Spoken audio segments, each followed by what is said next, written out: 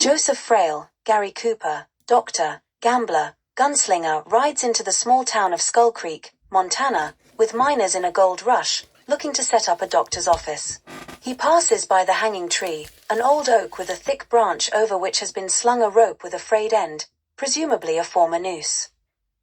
He rescues and treats Rune, Ben Piazza, a young man who was shot by Frenchie, Carl Malden, while trying to steal gold from a sluice.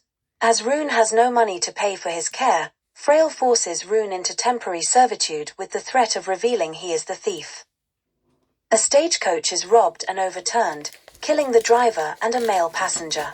A search party is formed, and Frenchie finds the sole survivor, Swiss immigrant Elizabeth Mahler, Maria Schell, daughter of the male passenger. Crippled by burns, blindness, and dehydration, Elizabeth is moved into a house next to the doctor's house to recover.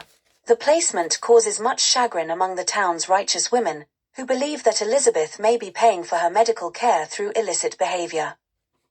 Frenchie sneaks in under the guise of trying to strike a business deal with Elizabeth, but instead tries to kiss her. Frail witnesses the aggression and chases Frenchie back to town. Frail beats him up and threatens to kill him. Meanwhile, a faith healer named Dr. Grubb, George C. Scott, sees Frail's medical practice as a threat. Elizabeth eventually regains her sight and makes romantic overtures toward Frail. He rejects her. She leaves in a huff, determined to strike it rich as a prospector so that she can pay off Frail and get out from under his control. She teams with Rune and Frenchie, who plan to buy a claim and set up a sluice. To get money, she pawns a family heirloom necklace.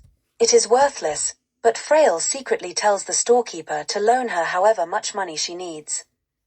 She finds out and asks Frail why he did not respond to her affection. He reveals that his wife had an affair with his own brother. He found them together, both dead, an apparent murder-suicide. In a rage, he burned down his house with their bodies in it.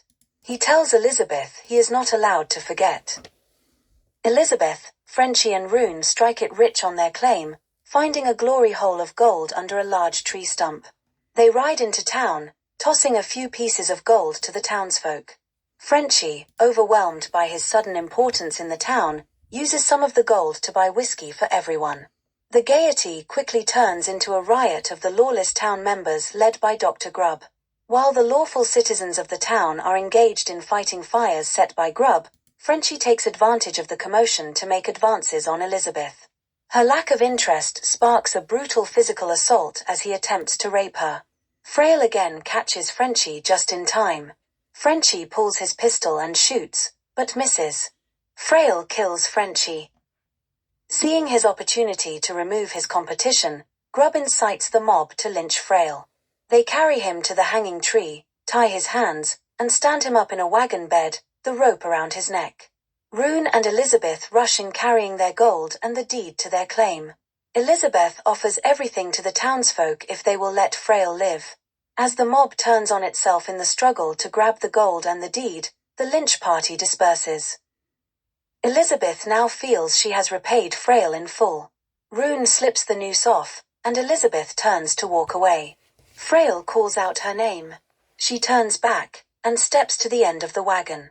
He kneels down, cups her chin with both hands, and they touch their heads together acknowledging their love.